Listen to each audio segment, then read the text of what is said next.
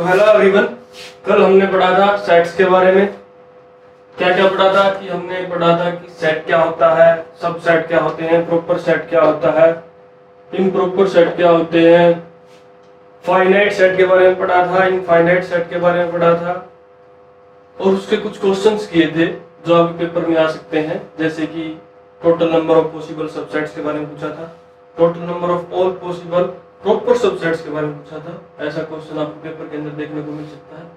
और आज हम पढ़ेंगे वेन डायग्राम। आज सेट्स का चैप्टर है कंप्लीट हो जाएगा। वेन डायग्राम बहुत ज्यादा इंपॉर्टेंट चैप्टर है, आपके पेपर में देखने को मिलेगा। एक क्वेश्चन गारंटी है इस चीज के, क्वेश्चन आता ही आता है, चाहे आप एनडीए के लिए तैयारी कर ले, एयरफोर्स के लिए या नेवी के लिए। वेन डायग्राम से एक क्वेश्चन आपको जरूर मिलेगा पेपर के अंदर। तो अब हम स्टार्ट करते हैं कि वेन डायग्राम।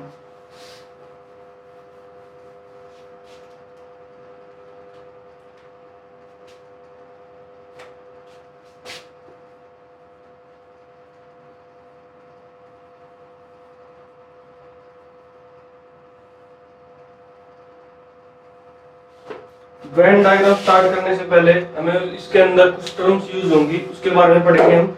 जैसे कि फर्स्ट है यूनिवर्सल सेट।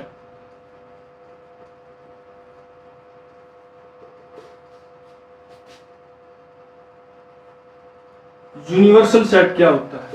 यूनिवर्सल सेट एक ऐसा सेट होता है जो सबसे बड़ा सेट होता है। जैसे कि हम जो भी सेट किसी क्वेश्चन के अंदर या कुछ भी हम यूज कर रहे हैं, वो सेट इसके अंदर कंटेंट हो तो वो होगा यूनिवर्सल सेट। ठीक है, सबसे बड़ा सेट क्या होगा? Universal set. A set is said to be universal set if it contains every set which is in use, मतलब जो भी हम अभी आपके यूज करेंगे, जो भी जैसे हम क्वेश्चंस के अंदर यूज करेंगे, जो सेट उस सेट का वो सेट इसके अंदर कंटेंट होगा तो वो होगा यूनिवर्सल सेट। जो भी सेट हम यूज करेंगे सभी के सभी इसके अंदर कंटेंट होंगे, वो होंगे यूनिवर्सल सेट। हम किससे डिनोट करेंगे इसको? नोटेशन क्या है इसकी? नोटेशन है यू। यूनिवर्सल सेट को यू से डिनोट किया जाता है। ठीक है, जैसे कि एग्जांपल कर लेते हैं। ए सेट के अंदर 1 2 3 एलिमेंट है और यू के अंदर है 1 2 3 4 5।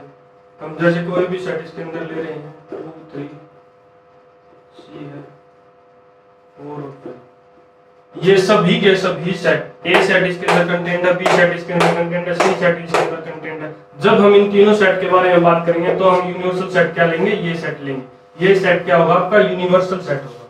ठीक है, नेक्स्ट टर्म हम बात करते हैं। देख लीजिए इसको ध्यान से।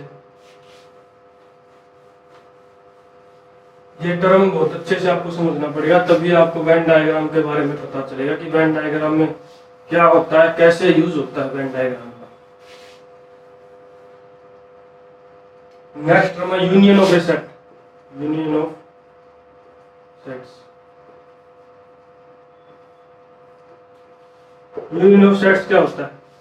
जैसे कि हम कोई भी दो सेट लेते हैं, हम दोनों के दोनों सेट का कॉम्बिनेशन, जो एलिमेंट ए के अंदर, जो एलिमेंट बी के अंदर, वे सभी के सभी एक सेट के अंदर आएंगे, वो आपका union of the two sets. जैसे कि इसकी नोटेशन क्या है? You, union. जैसे ए यू, ए और बी का यूनियन। ठीक है, ये होगा union of two sets. Example कर लेते हैं इसका, एक राइट कर लेते हैं यहाँ पे। ए के अंदर एलिमेंट है 2 और 3, बी के अंदर एलिमेंट है 3 और 4। ए यूनियन बी क्या होगा? मतलब ए यूनियन बी के अंदर क्या क्या एलिमेंट है? मैंने बताया था यूनियन ऑफ टू सेट्स क्या होगा? दोनों के जितने एलिमेंट है सभी के सभी इसके अंदर आएंगे। जैसे आ गया 2 है 3 है, ये इसके एलिमेंट आ गए, ये 3 है 4 है, ये इसके एलिमेंट आ गए। पर यहाँ पे एक प्रॉब्लम है कि सेट्स के अंदर रिपीटेशन अलाउड नहीं होती। मतलब जैसे ये 3 है, 3 यहाँ पे 2 बार लिखा हुआ है, सेट के अंदर रिपीटेशन अलाउड नहीं होती। तो इसका मतलब है कि ये सिर्फ एक बार ही आएगा। कितनी बार आएगा? सिर्फ एक बार ही आएगा। ये है ये आपका union of A and B आ गया, ठीक है।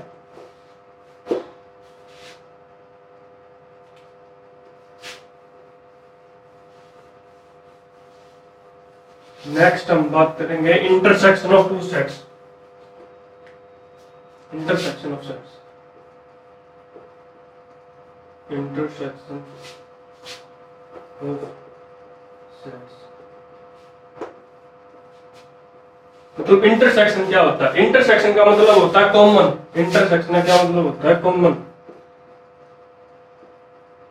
कॉमन से आपको पता चल गया होगा कि दो सेट का अगर हम इंटरसेक्शन लेंगे तो इंटरसेक्शन के अंदर क्या आएगा?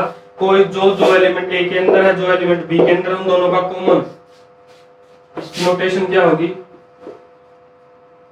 जैसे हम टू सेट्स के लेट कर लिया हमने, ए और बी दो सेट है, ए और बी टू सेट है, और इनका इंटरसेक्शन कैसे डिनोट करेंगे? A intersection B, A intersection B. जैसे कि एग्जांपल लेके इसको समझते हैं हम। लेट ए क्या है? ए कोई सेट हमने मान लिया, लेट 2 3 और 4। बी सेट क्या होगा? 3 4 5 6। तो हमें ए इंटरसेक्शन बी निकालना है। मतलब इन दोनों के बीच, इन दोनों सेट के अंदर कॉमन एलिमेंट कौन कौन से हैं? वही आएंगे ए इंटरसेक्शन बी के अंदर। The element which are common in both sets are in A intersection B. 2 नहीं है, 3 इन दोनों के अंदर है तो 3 आ गया इधर, 4 भी इन दोनों के अंदर है तो 4 आ गया। ये दो, सिर्फ दो एलिमेंट इन दोनों के अंदर है तो ये आ गया आपका ए इंटरसेक्शन बी, ठीक है। ए इंटरसेक्शन बी का मतलब क्या आ गया कि दोनों सेट के अंदर जो जो कॉमन एलिमेंट है वो आपके आएंगे ए इंटरसेक्शन बी के अंदर।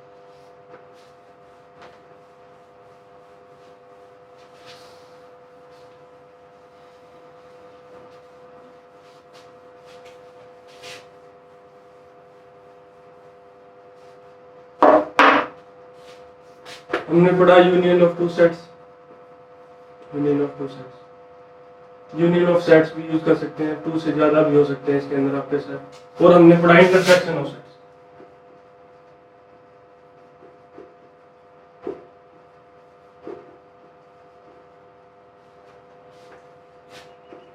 इसके अंदर एक मैथमेटिकल टर्म मैं बता देता हूं आपको। मैथमेटिकल टर्म यूज कैसे होते हैं? इंटरसेक्शन ऑफ सेट्स हम लिखेंगे कैसे? यूनियन ऑफ सेट्स हम लिखेंगे कैसे? यूनियन ऑफ सेट्स के बाद लेट कर लिया हमने कोई भी सेट है, let A and B be any two sets, ठीक है। तो जब हम बात करेंगे यूनियन ऑफ सेट्स के बारे में तो ए यूनियन बी के अंदर क्या आएगा? ए यूनियन बी के अंदर वो एलिमेंट जो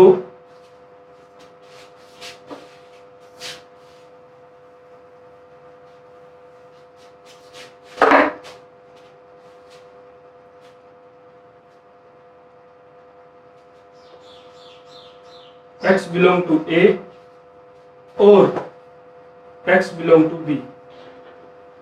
मतलब वो एलिमेंट जो A में बिलोंग करते हैं, या तो A में बिलोंग करते हैं या B में बिलोंग करते हैं, तो सारे एलिमेंट वो आएंगे A यूनियन B के अंदर। वो एलिमेंट या तो A के अंदर बिलोंग करते हैं या B के अंदर बिलोंग करते हैं। ये आपका इंटर यूनियन के लिए यूज हुआ है। किसके लिए? यूनियन के लिए। ये मैथमेटिकल टर्म और यूनियन के लिए यूज होती है। नेक्स्ट हम इंटरसेक्शन के बारे में पढ़ेंगे। ए इंटरसेक्शन बी कैसे डिनोट होगा? ए इंटरसेक्शन बी वो एलिमेंट आएंगे एक्स के अंदर जो ए के अंदर है एंड बी के अंदर है। मतलब ए के अंदर भी है और बी के अंदर भी है, वो आपके आएंगे इंटरसेक्शन ऑफ टू सेट्स। ए के अंदर भी है और बी के अंदर भी। एंड का मतलब यहाँ पे क्या लिया है? एंड का मतलब होगा आपका इंटरसेक्शन, ठीक है। ये मैथमेटिकल टर्म है यूनियन ऑफ सेट्स के लिए और इंटरसेक्शन ऑफ सेट्स के लिए। ये टू सेट के लिए आप उसको आगे बढ़ा सकते हैं, 3 सेट के लिए, 4 सेट के लिए A union B union C. Same ऐसे ही A intersection B intersection C, ठीक है। नोट डाउन कर लीजिए इनको, ये बहुत इंपॉर्टेंट चीज है। एंड का यूज किसके लिए होता है? इंटरसेक्शन के लिए। और का यूज किसके लिए होता है? यूनियन के लिए। यूनियन के अंदर वो एलिमेंट आएंगे जो ए के अंदर है या बी के अंदर है या दोनों के अंदर, सभी एलिमेंट उसके अंदर आ जाएंगे ए यूनियन बी के अंदर। और ए इंटरसेक्शन बी के अंदर क्या आएंगे? या ए के अंदर है, बी के अंदर भी है, दोनों के अंदर है। जो एलिमेंट दोनों के अंदर, ए के अंदर भी है और बी के अंदर भी है, तो वो एलिमेंट आएंगे ए इंटरसेक्शन बी के अंदर। ठीक है, मैं रफ कर दे रहा हूं उसको।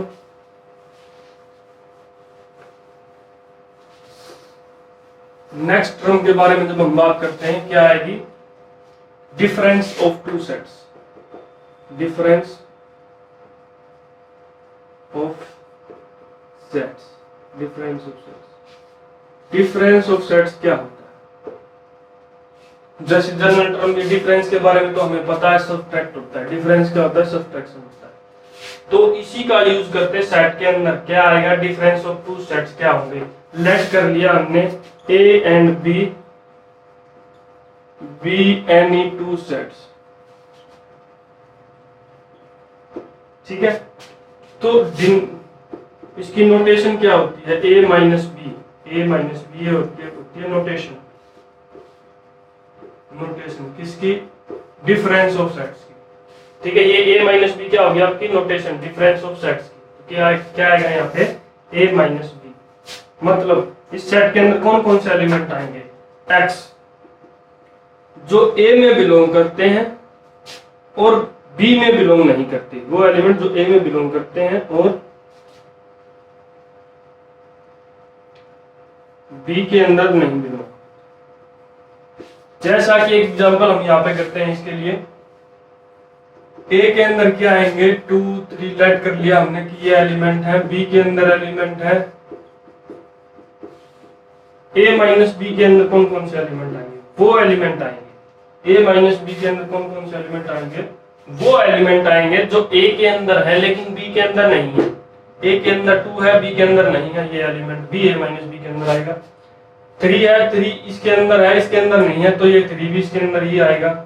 4 है, 4 इसके अंदर भी, तो ये 4 एलिमेंट नहीं आएगा। तो सिर्फ ये 2 एलिमेंट आएंगे A माइनस बी के अंदर। वो एलिमेंट आएंगे जो A के अंदर प्रेजेंट है और B के अंदर प्रेजेंट नहीं है। A वाले एलिमेंट जो B के अंदर प्रेजेंट नहीं है वो आएंगे A माइनस बी के अंदर। ठीक है, तो अभी हम बात करते हैं, एक नेक्स्ट टर्म आती है disjoint set. Disjoint set. Disjoint set होते क्या? वो सेट जिनके बीच में कॉमन कुछ नहीं है। डिसजॉइंट मतलब कोई भी जो ज्वाइंट नहीं है उसके अंदर। डिसजॉइंट का मतलब यहाँ पे क्या होगा कि कोई भी ज्वाइंट नहीं है। इसका मतलब नो एलिमेंट कॉमन।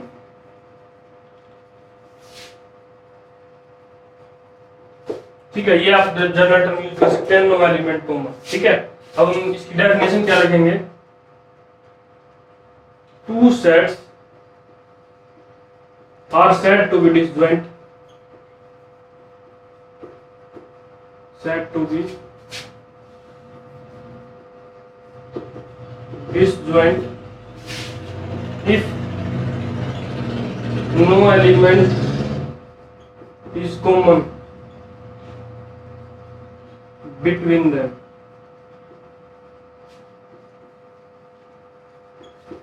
ठीक है, ये आपकी डेफिनेशन होगी इसकी।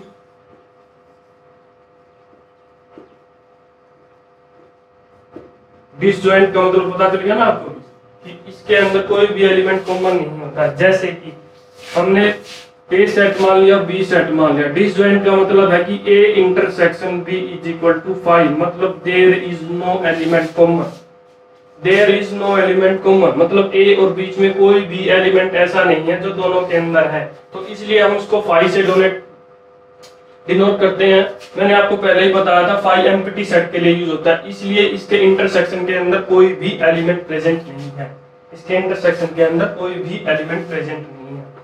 अब बात करते हैं, यहाँ पे कुछ फॉर्मूलाज होते हैं।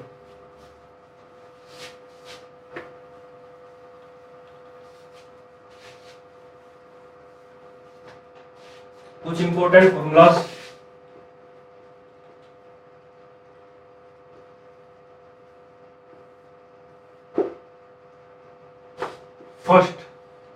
फर्स्ट हम कुछ फॉर्मूला हम यूनियन के पढ़ेंगे।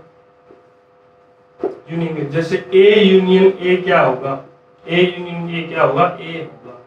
क्योंकि यूनियन का मतलब है कि दोनों के एलिमेंट दोनों के टोटल एलिमेंट ही लिए जाएंगे उस सेट के अंदर, तो ए के अंदर भी वही एलिमेंट, ए के अंदर भी वही एलिमेंट है, तो इक्वल टू ए हो जाएगा ये। ठीक है, अब बात करते हैं यू यूनियन ए। यू का मतलब क्या है यहाँ पे? Universal set. क्या है यहाँ पे? Universal set. यूनिवर्सल सेट का जब हम यूज करेंगे तो यू ही आएगा, ये भी आएगा आपका यूनिवर्सल सेट ही, क्योंकि यूनिवर्सल सेट क्या होता है? सबसे बड़ा सेट। सबसे बड़ा सेट का मतलब है ये पूरा का पूरा सेट इसके अंदर कंटेन्ड है। क्या है? इसके अंदर कंटेन्ड है, तो यू यूनियन यू क्या आएगा? यू ही आएगा। ठीक है, नेक्स्ट जब हम बात करेंगे ए यूनियन फाई के बारे में बात करेंगे तो ए ही आएगा। फाई का मतलब है कोई भी एलिमेंट नहीं है। फाई का मतलब क्या है? कोई भी एलिमेंट नहीं है, तो ए यूनियन फाई क्या आएगा? ए ही आएगा। जब हम बात करते हैं नेक्स्ट इंटरसेक्शंस के फॉर्मूले के बारे में,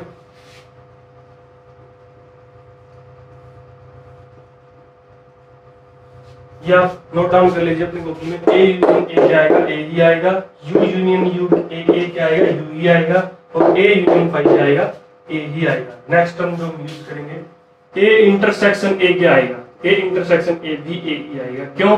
क्योंकि इंटरसेक्शन का मतलब क्या है? कितने एलिमेंट इसके अंदर कॉमन है, कितने एलिमेंट इसके अंदर कॉमन है। तो ए के अंदर भी वही एलिमेंट है, ए के अंदर भी वही एलिमेंट है, तो इनके बीच में कॉमन क्या होगा? सब सारे एलिमेंट हो गए, तो ए ही आएगा। सेकंड जब हम बात करेंगे यू इंटरसेक्शन ए, यू का मतलब यहाँ पे भी यूनिवर्सल सेट के बारे में बात कर रहे हैं। यू क्या है यहाँ पे? यूनिवर्सल सेट के बारे में हम बात कर रहे हैं, तो यू इंटरसेक्शन ए क्या आएगा? ए क्या है? ए कंप्लीट ए यू के अंदर कंटेंट है, क्योंकि मैंने बताया था यूनिवर्सल सेट सबसे बड़ा सेट होता है और उसके अंदर सारे एलिमेंट प्रेजेंट होते हैं सब सेट्स के अंदर। सब ए क्या है? ए का यू का सबसेट। ठीक है, इंटरसेक्शन इसका अंदर क्या आएगा? ए ही आएगा।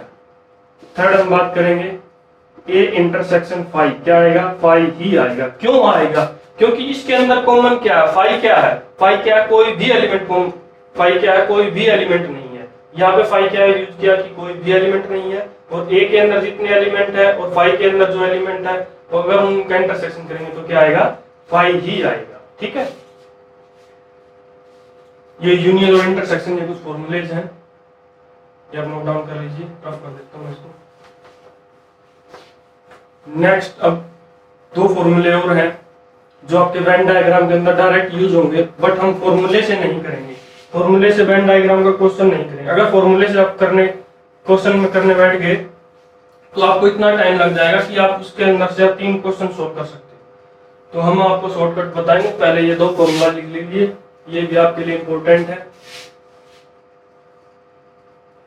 N of A union B क्या आएगा? मतलब एन का मतलब क्या है? यहाँ पर number of element present, number of elements.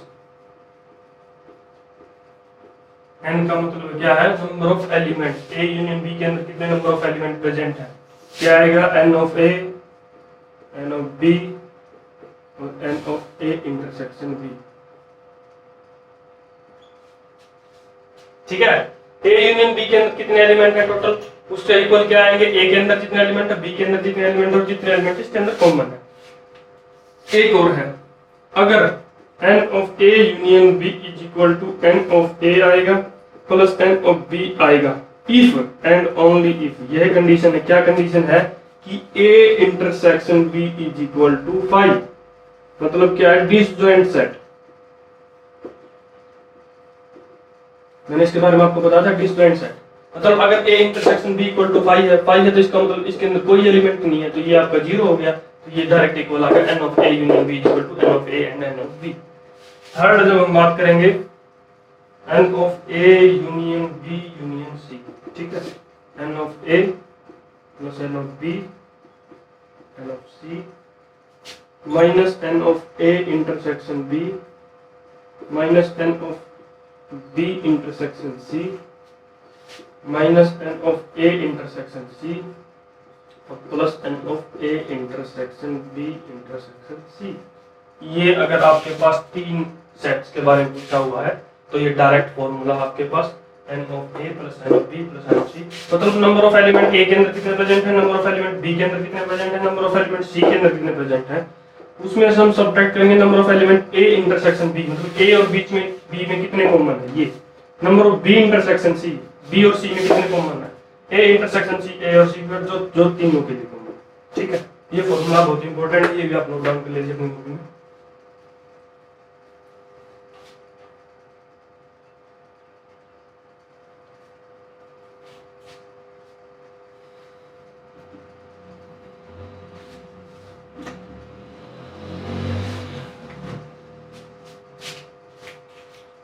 अभी हम इसके क्वेश्चंस करेंगे, वेन डायग्राम के क्वेश्चंस, जो बहुत से बहुत ज्यादा इंपॉर्टेंट है और आपके पेपर के अंदर पूछे जाते हैं ऐसे के ऐसे ही। और इनका यूज कैसे होगा, जैसे कि फर्स्ट क्वेश्चन जैसे हम लिखते हैं,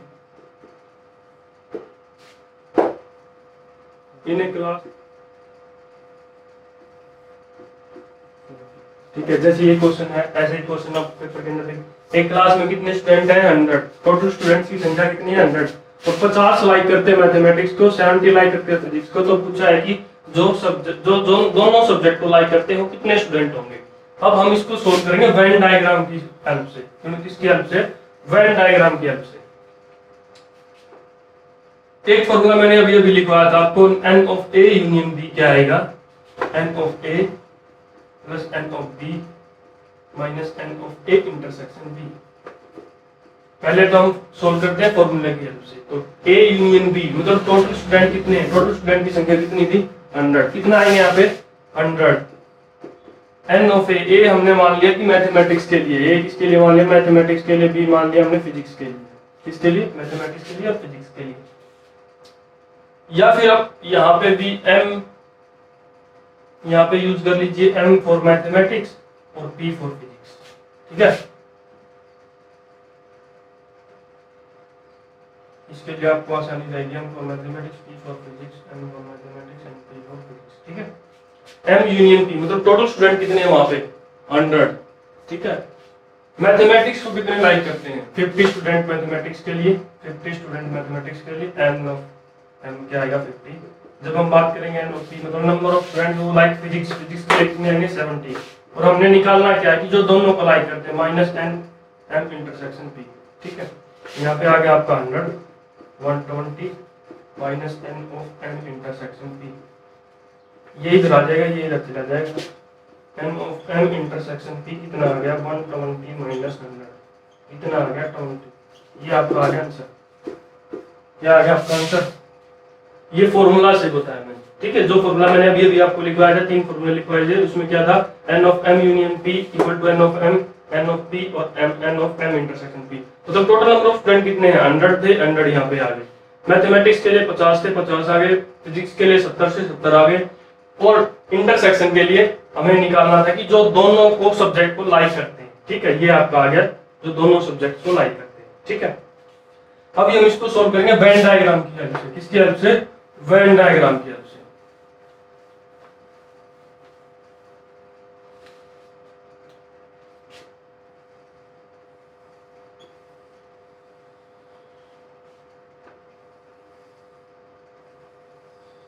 ये हमने मान लिया मैथ के लिए, ये हमने मान लिया फिजिक्स के लिए। ये आपका आ गया यूनिवर्सल मतलब टोटल क्लास। टोटल क्लास के अंदर स्टूडेंट कितने हैं? यू यूज होता है यूनिवर्सिटी। तो रेक्टेंगुलर पूरे कंप्लीट रेक्टेंगुलर बॉक्स को किससे रिप्रेजेंट करते हैं हम? यू से। यू का मतलब यूनिवर्सल सेट। यूनिवर्सल सेट के अंदर टोटल एलिमेंट कितने, मतलब एक क्लास के अंदर टोटल स्टूडेंट कितने? 100। तो टोटल स्टूडेंट्स क्या आ जाएंगे आपके? 100। ठीक है, मैथ के अंदर कितने? मैथ के अंदर टोटल 50 और फिजिक्स के अंदर कितने टोटल है? 70। अब देख लीजिए यहाँ पे कुछ ना कुछ कॉमन भी है, तो हमें यही निकालना है कि इसके अंदर कॉमन क्या है। ये देखिए कि आप टोटल मैथ कहां तक है? मैथ ये है, मैथ यहाँ तक। इसके अंदर टोटल 50 है और फिजिक्स ये है यहाँ तक आपका। फिजिक्स के अंदर टोटल 70।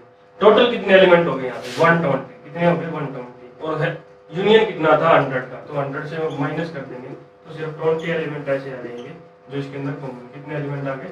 20। ठीक है, ये बहुत इजी तरीका है वेन डायग्राम से सोल्व करने के लिए इन क्वेश्चंस को। ये ऐसा क्वेश्चन आपको पेपर के अंदर देखने को मिल सकता है। सिर्फ ये ही नहीं कि क्वेश्चन ये आएगा कि दोनों के अंदर सब्जेक्ट कितने। अभी मैं इस क्वेश्चन को चेंज करूंगा, पहले इस क्वेश्चन को समझ लो कि आप कैसे होगा कि टोटल मैथमेटिक्स के अंदर कितने थे? 50। फिजिक्स के अंदर कितने थे? 70। और टोटल कितने स्टूडेंट थे? 100। तो इसके बीच में कॉमन क्या आएगा? 20। 20 कैसे आया? 50 तो मैथ के अंदर थे और 70 फिजिक्स के अंदर, टोटल करेंगे तो 120 होगा। 120 स्टूडेंट्स हो गए, पर हमारे टोटल स्टूडेंट्स कितने थे? 10। तो 20 ऐसे स्टूडेंट्स मिल गए हमें, 120 माइनस 100 मतलब 20 ऐसे स्टूडेंट्स मिल गए जो बोथ सब्जेक्ट्स को लाइक करते हैं, बोथ सब्जेक्ट्स को लाइक करते हैं। ठीक है, इवेंट डायग्राम से आपको समझ में आ गया।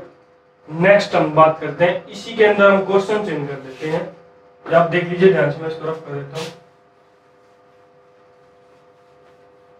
नेक्स्ट इसी के अंदर हम अगर चेंज कर देते हैं कि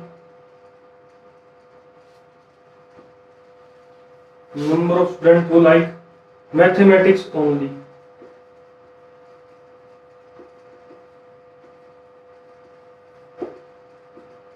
कि वो स्टूडेंट बताओ जो मैथमेटिक्स ही लाइक करते हैं, सिर्फ मैथमेटिक्स ही लाइक करते हैं।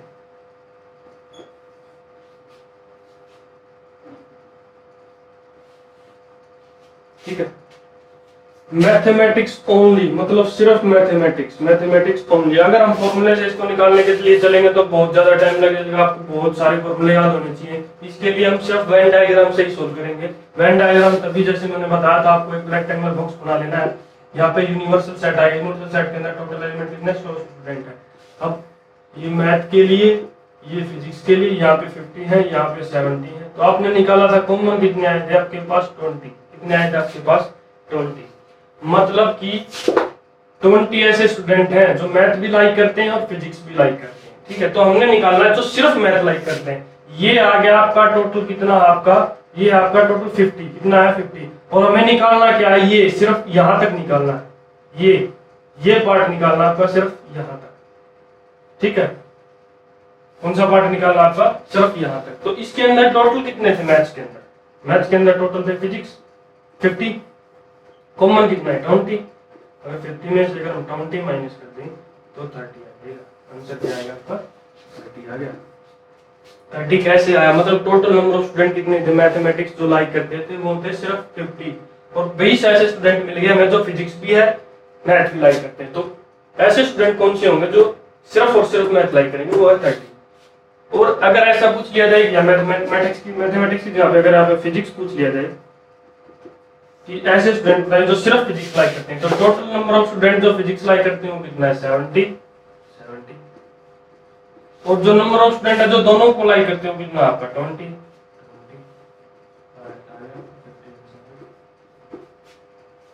ध्यान से देख लीजिए, ऐसे ही क्वेश्चन आपको पेपर के अंदर देखने को मिलेंगे। ये मैंने सिर्फ 2 सब्जेक्ट से लिया था, ऐसा ही आपको ऐसे ही मैं क्वेश्चन लिखवाऊंगा अभी जो 3 सब्जेक्ट्स के लिए है। इसको ध्यान से देख लीजिए आप।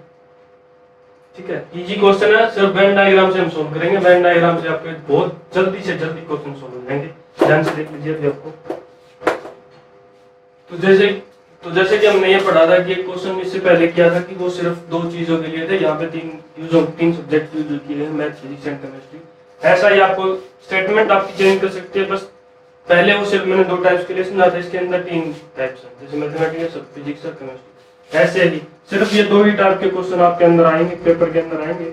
इनको कैसे सोल्व करना भी चलिए सोल्व करके देखते हैं हम। वेन डायग्राम की हेल्प से ही सोल्व करेंगे इनको, वो इजीली सोल्व हो जाएगा। यू है ये आपको बॉक्स बनाना है, यूनिवर्सल सेट के लिए बताया था। टोटल स्टूडेंट कितने हैं यहाँ पे? 55। तो टोटल स्टूडेंट इसके अंदर आएंगे 55। यहाँ पे 3, ये हमने लेट कर लिया। क्या है? किसके लिए है? मैथमेटिक्स के लिए। किसके लिए? मैथमेटिक्स के लिए, फिजिक्स के लिए और केमिस्ट्री के लिए। मैथमेटिक्स के लिए, फिजिक्स के लिए और केमिस्ट्री के लिए 23 स्टूडेंट इन मैथमेटिक्स। टोटल कितने स्टूडेंट हैं मैथमेटिक्स के अंदर? 23। ठीक है, फिजिक्स के अंदर कितने हैं? 24 फिजिक्स के अंदर है, 19 है आपकी केमिस्ट्री के अंदर। 9 in mathematics and chemistry. Mathematics और केमिस्ट्री के बीच में टोटल कॉमन कितने हैं? 9।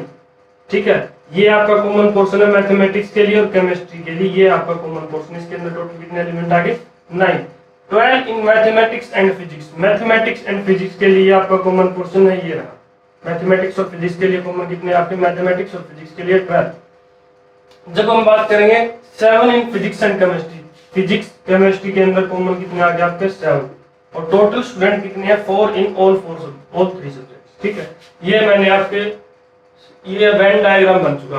अब आपसे कोई भी कैसा भी क्वेश्चन पूछे आप इसको इजीली से इजीली सोल्व कर सकते हैं। जैसे कि किसी ने ये पूछ लिया कि टोटल नंबर ऑफ, सिर्फ जो बताओ, सिर्फ मैथ्स पढ़ते हैं, कौन पढ़ते हैं? सिर्फ मैथमेटिक्स। टोटल मैथमेटिक्स के अंदर कितने हैं आपके? 23। ठीक है, अब सिर्फ मैथमेटिक्स पढ़ते हैं, हमें पोर्शन कौन सा निकालना है?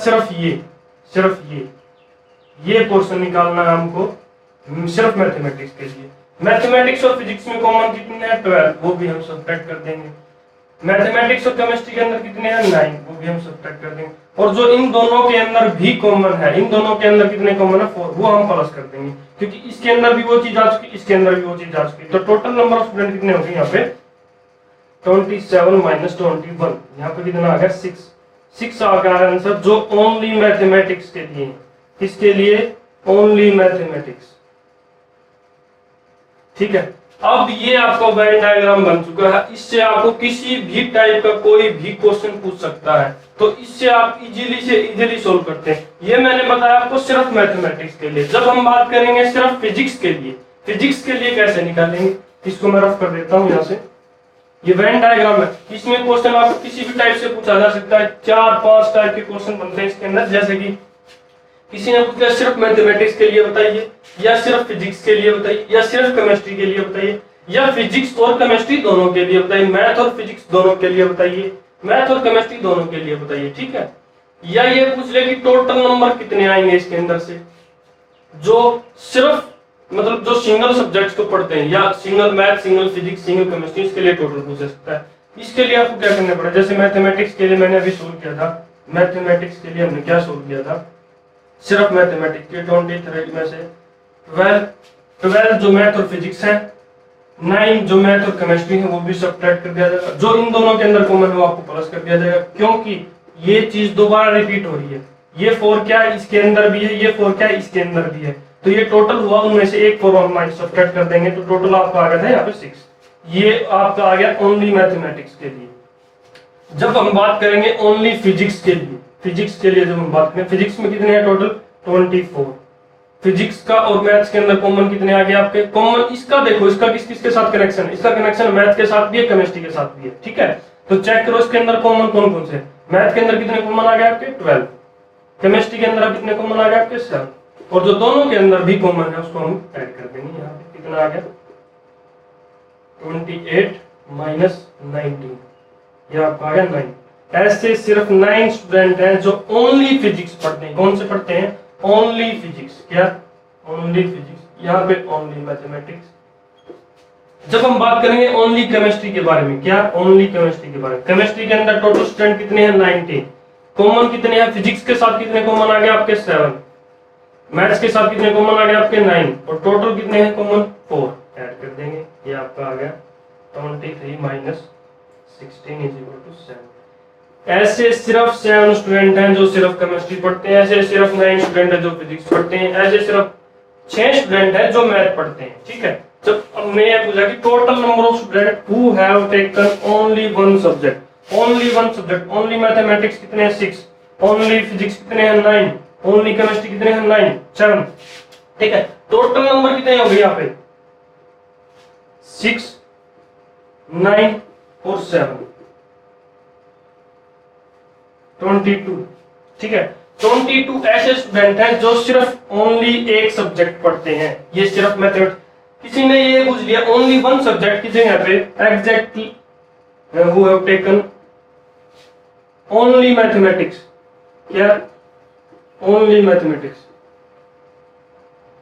उसका आंसर कैसे देंगे? हमने ओनली मैथमेटिक्स के लिए निकाल लिया आपका 6। कितना आया आपका? 6। अगर किसी ने ये पूछ लिया ओनली मैथमेटिक्स की जगह पे ओनली फिजिक्स के बारे में पूछते हैं, तो ओनली फिजिक्स कितना आया आपका? 9। ओनली केमिस्ट्री के बारे में पूछते हैं तो ओनली आपका आ गया 7। ठीक है, और टोटल जो सिर्फ एक सब्जेक्ट पढ़ते हैं तीनों का ऐड कर देंगे 22। ऐसे के एक क्वेश्चन के अंदर 4 क्वेश्चन नहीं पूछेगा, सिर्फ एक ही क्वेश्चन आएगा, क्योंकि आपका ऑप्शनल टाइप है। ठीक है, तो इस क्वेश्चन को ध्यान से समझ ले। ऐसा क्वेश्चन आपको पेपर के अंदर देखने को जरूर मिलेगा, क्योंकि ये लेंथी क्वेश्चन बनता है।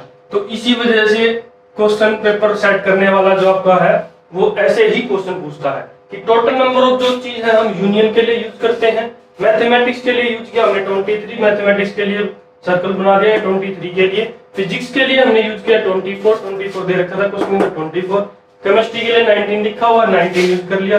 इनके अंदर कॉमन देखिए, ऐसे 3 सब्जेक्ट 3 बनते तो ऐसे ही बनता है, तो इनके अंदर कॉमन कितना है 12।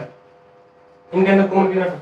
अगर कोई ऐसे पूछ ले कि मैथ और फिजिक्स के अंदर कॉमन कितने, मैथ और फिजिक्स के अंदर कॉमन देखो यहाँ पे दिया हुआ था, मैथमेटिक्स और फिजिक्स के अंदर 12 ऐसे स्टूडेंट है जो मैथमेटिक्स और फिजिक्स पढ़ते हैं, ठीक है। 4 ऐसे स्टूडेंट है जो तीनों पढ़ते हैं, ठीक है। नेक्स्ट एक क्वेश्चन और करते हैं हम।